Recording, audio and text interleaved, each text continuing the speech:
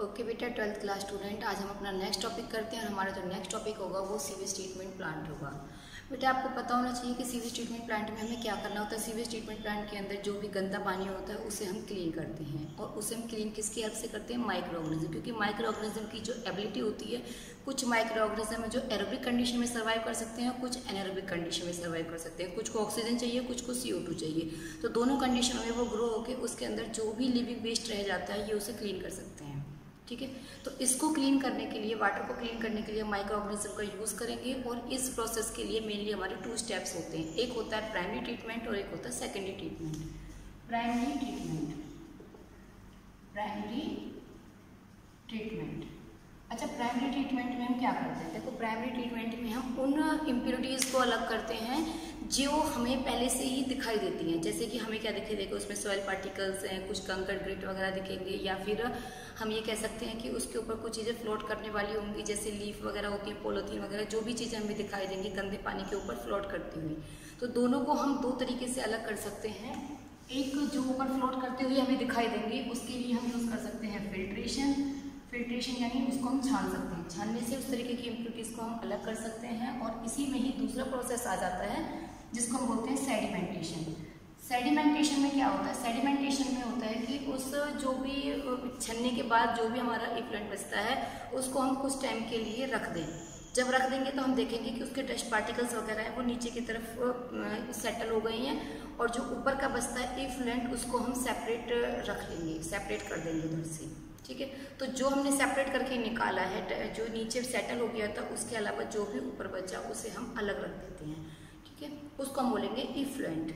अब जो हमारे पास इफ्लुएंट आया उसको हम सेकेंडरी ट्रीटमेंट के लिए लेंगे। उसके लिए हम क्या करते हैं? Secondary treatment. अब सेकेंडरी ट्रीटमेंट क्या करेंगे? देखो, उसके अंदर हमने ये तो सब निकाल दिया था जो भी हमें फिजिकली इम्प्योरिटीज दिखाई दे रही थी, लेकिन उसके अंदर जो माइक्रो ऑर्गेनिज्म प्रेजेंट होंगे, जैसे बैक्टीरिया वगैरह होंगे, या फिर कुछ ऑर्गेनिक मैटर भी होगा, उस ऑर्गेनिक मैटर को डिकम्पोज करने के लिए भी हमें करना होगा स्टेप्स।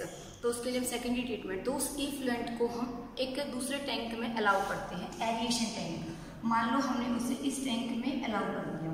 ठीक है, जो भी इफ्लुएंट था उसे हमने इस टैंक में कर दिया अलाउ। और ये कौन सा टैंक है? एरिएटेड मतलब इसमें एयर प्रेजेंट है, और हम इसमें बाहर से भी एयर को पंप करेंगे। जब हम इसमें एयर पंप करेंगे तो इसके अंदर जो भी माइक्रो ऑर्गेनिज्म है, जैसे बैक्टीरिया वगैरह हैं या फिर फंगस है, तो बैक्टीरिया और फंगस दोनों मिलकर फ्लॉक्स फॉर्म करेंगे। क्या फॉर्म करेंगे? फ्लॉक्स क्या होता है? फ्लॉक्स होता है जब बैक्टीरिया और फंगस दोनों कंबाइन होकर fibre like mesh like structure form कर देती हैं, गुच्छा सा फॉर्म कर देती हैं, तो उसे हम फ्लॉक बोलते हैं। ठीक है, तो इसमें किसकी फॉर्मेशन हो जाएगी? फ्लॉक की। तो वो बैक्टीरिया वगैरह है, वो जितना भी उसके अंदर ऑर्गेनिक मैटर होगा ये उसे डिकम्पोज करने का काम करेंगे। ऑर्गेनिक मैटर समझते हो? लिविंग बीइंग की जो भी प्रोडक्शन होती है, तो ये उसे डिकम्पोज करने का काम करेंगे। जब ये उसे ऑर्गेनिक मैटर को डिकम्पोज करेंगे तो ये उस टाइम पर ऑक्सीजन को भी यूज़ करेंगे, और जब ये ऑक्सीजन को यूज़ करेंगे तो वाटर के अंदर ऑक्सीजन की कमी आएगी। जब वाटर के अंदर ऑक्सीजन की कमी आती है उसे हम बोलते हैं BOD, बायोकेमिकल ऑक्सीजन डिमांड। यानी कि उस प्रोसेसिंग के दौरान अगर ऑक्सीजन की कमी आ रही है तो वो कहलाएगी BOD, बायोकेमिकल ऑक्सीजन डिमांड। जितनी ज़्यादा ऑक्सीजन की जरूरत होगी, इसका मतलब वाटर के अंदर उतना ज़्यादा ऑर्गेनिक मैटर प्रेजेंट है, और बैक्टीरिया उसे उतना ही ज़्यादा डिकम्पोज कर रहे हैं, क्योंकि उनको डिकम्पोज करते टाइम वो उस ऑक्सीजन को यूज़ कर रहे हैं जो पानी के अंदर ऑलरेडी प्रेजेंट थी। तो जितना ज़्यादा अगर BOD कम हो जाती है, BOD की डिमांड खत्म हो जाती है, ऑक्सीजन की डिमांड खत्म हो जाती है, उन्हें बाहर से कोई ऑक्सीजन नहीं चाहिए, इसका मतलब वो वाटर है वो क्लीन हो गया है। ठीक है, तो इसमें हम क्या करेंगे? BOD की जब तक कमी नहीं आएगी, इसका मतलब अगर ज़्यादा हमें रिक्वायरमेंट हो रही है तो इसका मतलब पानी है वो पॉल्यूटेड है, और अगर BOD की रिक्वायरमेंट नहीं है तो इसका मतलब वाटर है वो क्लीन हो गया है। ठीक है, तो इधर हम इस तरीके से इसको डिकम्पोज कराते हैं। जब ये डिकम्पोज हो जाएगा तब हम क्या करेंगे?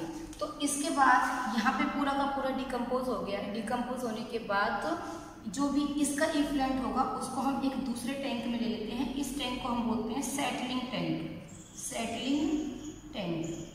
ठीक है, सेटलिंग टैंक में हम क्या करते हैं? सेटलिंग टैंक में हम ये कोशिश करेंगे कि इसके अंदर बैक्टीरिया और फंगस इन्होंने मिलकर सारी चीज़ को डिकम्पोज तो कर दिया, लेकिन ये खुद तो प्रेजेंट है ताकि ये सेटल हो जाए। ठीक है, जब ये सेटलिंग के लिए हम इसको इसमें छोड़ते हैं ताकि ये नीचे सेटल डाउन हो जाए। लेकिन जो इसके बाद इसका कुछ पोर्शन हम इससे पिछले वाले टैंक में ही सप्लाई कर देते हैं। किसके लिए? इनोकुलम के लिए। इनोकुलम मैंने आपको बताया स्टार्टर इनोकुलम, ताकि इसके अंदर जो दूसरा कहीं से पानी लिया होगा हमने, दूसरा इफ्लुएंट में जब हम इसमें एंटर कराएंगे तो इसमें भी तो बैक्टीरिया वगैरह चाहिए, तो इसका ही कुछ पोर्शन हम इनोकुलम के लिए स्मॉल पार्ट, स्मॉल अमाउंट, कुछ अमाउंट में हम इधर कर देते हैं, और जो बाकी बचता है बाकी को हम किसी दूसरे टैंक में ले लेते हैं। ठीक है, बाकी को हम दूसरे टैंक में लेंगे और इस टैंक में हम कौन सी कंडीशन प्रोवाइड करेंगे? एनएरोबिक। इस टैंक में हम एनएरोबिक कंडीशन प्रोवाइड करेंगे, और एनएरोबिक कंडीशन की वजह से इसमें वो माइक्रो ऑर्गेनिज्म डेवलप होंगे जो कि बैक्टीरिया फंगस को भी खत्म कर देंगे। ठीक है, तो यहाँ पे क्या होगा? एनएरोबिक कंडीशन प्रोवाइड होगी। एनएरोबिक कंडीशन का काम क्या होता है? डाइजेस्टर। एनएरोबिक का जो माइक्रो ऑर्गेनिज्म एनएरोबिक कंडीशन में ग्रोथ करते हैं उन्हें हम डाइजेस्टर बोलते हैं। तो ये क्या करेंगे? इनको डाइजेस्ट करने का काम करेंगे, बैक्टीरिया को और फंगस को। जब वो डाइजेस्ट हो जाएंगे तो कुछ गैसेस भी रिलीज होंगी, कुछ गैसेस रिलीज होंगी जैसे कि मीथेन, हाइड्रोजन सल्फाइड, मीथेन हो गई, हाइड्रोजन सल्फाइड हो गई और कार्बन डाइऑक्साइड हो गई। इस तरीके की गैसेज इसमें रिलीज होंगी जिन्हें हम बायोगैस प्रोडक्शन के लिए भी यूज करते हैं। तो यहाँ तक आपको मेरे हिसाब से क्लियर हुआ होगा। सिंपल ही है। यहाँ प्राइमरी ट्रीटमेंट के बाद हमने इस टैंक में ले लिया, यहाँ पे हमने इसको ऑक्सीजन की सप्लाई दी, ऑक्सीजन की सप्लाई देंगे तो वहाँ पे बैक्टीरिया है, फंगस है, उनकी ग्रोथ ज़्यादा होगी। जब उनकी ग्रोथ ज़्यादा होगी तो उसके अंदर जो भी बैक्टीरिया वगैरह है वो ऑर्गेनिक मैटर को डिकम्पोज कर देंगे। ऑर्गेनिक मैटर के डिकम्पोज होने के बाद, ऑर्गेनिक मैटर के डिकम्पोज होने के दौरान ऑक्सीजन की कमी आएगी। ऑक्सीजन की कमी आएगी, इसका मतलब वाटर है वो पॉल्यूटेड है। फिर हम दोबारा से उनको ऑक्सीजन की सप्लाई देंगे। ऑक्सीजन की सप्लाई जब तक हम देते रहेंगे जब तक उसकी डिमांड खत्म नहीं हो जाती है।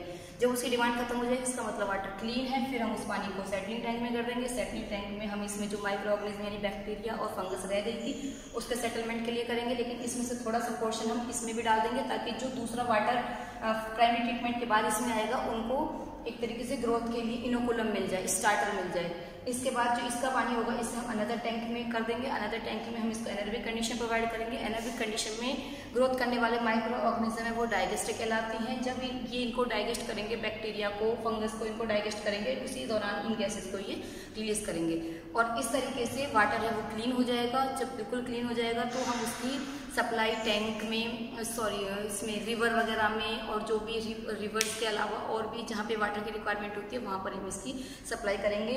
आगे भी जैसे अर्बन एरियाज वगैरह होते हैं वहाँ वाटर ज़्यादा अमाउंट में पॉल्यूटेड होता है, वहाँ पे भी हम इसको ज़्यादा अमाउंट में यूज़ करते हैं। और इसके अलावा जो Ganga action, Yamuna action plan है उसके अंदर भी हम देखते हैं, उसके प्लान में भी यही था कि जितना हो सके उतना हम सीवेज ट्रीटमेंट प्लांटों को लगाएं ताकि इंडस्ट्रीज वगैरह का जो वेस्ट वाटर है उसकी सप्लाई डायरेक्ट हमारे रिवर वगैरह में ना जाए। पहले उनको ट्रीट कर दिया जाए, उनके अंदर प्रेजेंट इम्प्योरिटीज़ को रिमूव कर दिया जाए और जो वाटर क्लीन होगा उसे हम आगे सप्लाई दें ताकि वाटर है वो पॉल्यूटेड ना हो। ओके बेटा, थैंक यू।